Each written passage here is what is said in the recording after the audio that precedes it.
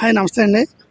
ఈరోజు గ్యాసు బండల వల్ల ఎంతోమంది ఇబ్బంది పడుతున్నాం.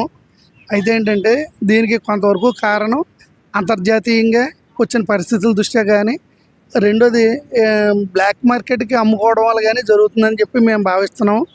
అయితే ఏంటంటే బయట హోటల్స్ గట్రా చాలా వరకునే రన్ చేయలేక మూసేస్తున్నారు. ప్రతి ప్రతి వస్తువు మీద కూడా ఎక్సెస్ రేటు పెంచి అమ్ముతున్నారు.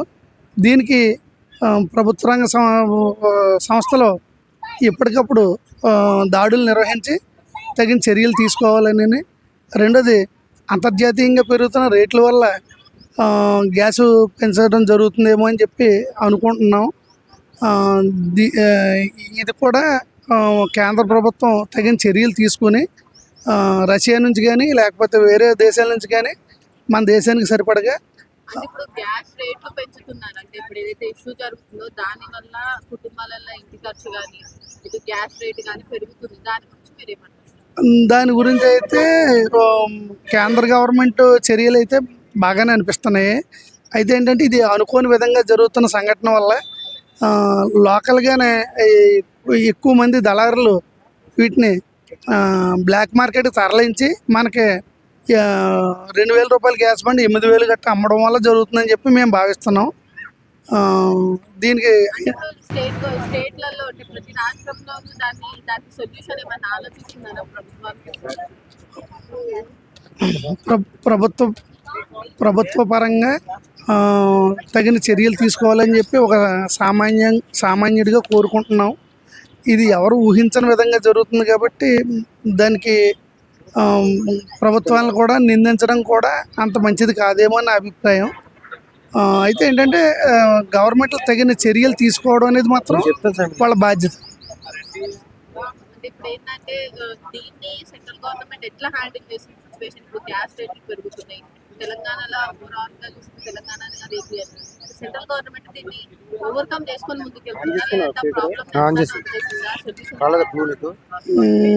అంటే ప్రాబ్లమ్ గవర్నమెంట్లు పట్టించుకోవట్లేదు అని అనుకోవడం కూడా కరెక్ట్ కాదేమో అనుకుంటున్నాం. ఎందుకంటే మనం టీవీలోని వార్తలు అవి చూస్తున్నాం. మిగిలిన దేశాలకి సరఫరా లేకపోయినా మనకి చైనా నుంచి ఇంకొక 7 వాడలు వస్తున్నాయని చెప్పి అంటున్నారు. అలాగే అరబ్ దేశాల నుంచి నిన్న మొన్నట్లో 2 వాడలు వచ్చి చేరినాయి. అంటే గవర్నమెంట్ తగిన చర్యలు తీసుకుంటుంది. అయితే ఇది ఎవరు ఊహించని విధంగా జరిగింది కదా అని అనుకుంటున్నాం అందరం. ఓవరాల్గా సెంట్రల్ గవర్నమెంట్ తీసుకున్న చర్యలు ప్రజలకు అనుకూలంగా ఉన్నాయా? మంచిగానే అనిపిస్తుంది. అయితే ఏంటంటే ఉండగా దీని పరిస్థితి ఎలా ఉంటుంది అనేది మనకు అర్థం కావాలి. ఎందుకంటే ఆయిల్ రిఫైనరీలు అన్నీ కూడా ధ్వంసం చేస్తున్నారు కాబట్టి రేపు ఏం జరుగుద్ది అనేది ఎవరికి అంచనాలకి అందుబాటులో లేదు కదా. దానికి ఏంటనేది ప్రాబ్లం.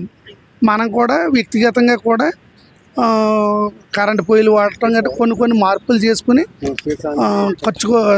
గ్యాస్ వాడకాన్ని కూడా వీలైనంత వరకు జాగ్రత్త పడటం మంచిది. థ్యాంక్ యూ మా. అంటే గ్యాస్ ఇప్పుడు రావడం చాలా ఇబ్బందిగా ఉంది. సో దాన్ని ఎట్లా ఓవర్కమ్ చేస్తున్నారు?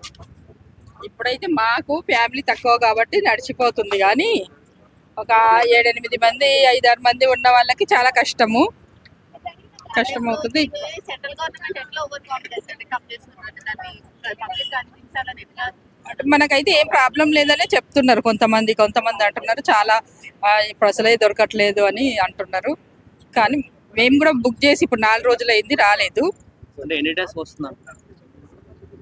అదే ఈసారి ఫస్ట్ మేము బుక్ చేసింది. అంటే ఇది జరిగిన తర్వాత అప్పుడైతే 3 రోజులకు వచ్చేది. ఇప్పుడు 45 రోజులు అని చెప్తున్నారు కదా. ఇప్పుడు మీరు బుక్ చేసి మీకు ఏం చెప్పారు? అంటే ఎన్ని రోజులకు వస్తుంది ఏం చెప్పలేదు. బుకింగ్ కోడ్ ఇచ్చిండు అంతేగాని ఇన్ని రోజులకు వస్తుందని ఏం చెప్పలేదు. 4 రోజులు అయింది కానీ ఇంకా రాలేదు. గ్యాస్ వల్ల ఇంట్లో ఖర్చులు కూడా పెరిగేస్తున్నారు. మీకు ఎంతవరకు ఇప్పుడు ప్రస్తుతానికి ఏం లేదు, కానీ ఇక ముందు ఏం జరుగుతుందో మనకు చెప్పలేము. ఇప్పుడైతే స్టేట్ గవర్నమెంట్ సిలిండర్స్ లేవంటుంది, బట్ కొందరు అంటున్నారు ఉన్నాయి అంటున్నారు. అదే మనకు కూడా తెలియదు కదా. ఇప్పుడు వాళ్ళు ఏది చెప్తే అదే మనము ఓకే అనాలి. నువ్వు ఉన్నాయంటే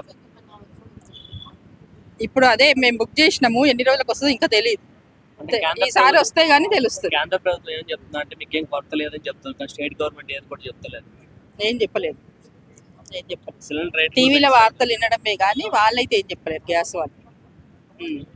గ్యాస్ బ్లాక్ లో ఏజెన్సీ 1500, 2000, 3000 అంటారు మేడం. దాని గురించి మీరు మేము బ్లాక్లో కొనేంత ఇది లేదు, మేము కొనలేదు కూడా ఇప్పటి వరకు. ఇది ఇట్లానే కంటిన్యూ అయితే ఏంటి పరిస్థితి? కంటిన్యూ అయితే ఇంకా ఏం చేస్తాము, తప్పదు అందరితో పాటు మనం. అంటే పాత రోజులు మళ్ళీ వచ్చే అవకాశం ఉంది.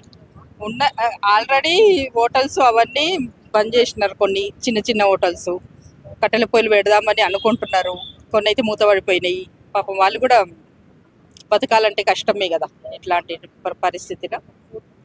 మరి ఏదో వాళ్ళకు కూడా ఏదైనా దారి చూపించాలి మరి ప్రభుత్వం. ఫుడ్లు దొరుకుతలేవు అంటే తక్కువ పెడతారు, అన్నం కర్రీ పెడతారు, పప్పు ఇంకా హాస్టల్ గురించి మనకు తెలియదు, హాస్టల్ గురించి తెలియదు. ఇప్పుడు గ్యాస్ లో ఒకవేళ ఈ 2 months లో వస్తున్నాయి అని చెప్పేసి అంటారు. 2 months లో ఇదంతా క్లియర్ చేస్తామని సెంట్రల్ గవర్నమెంట్ కానీ స్టేట్ కానీ చెప్తుంది.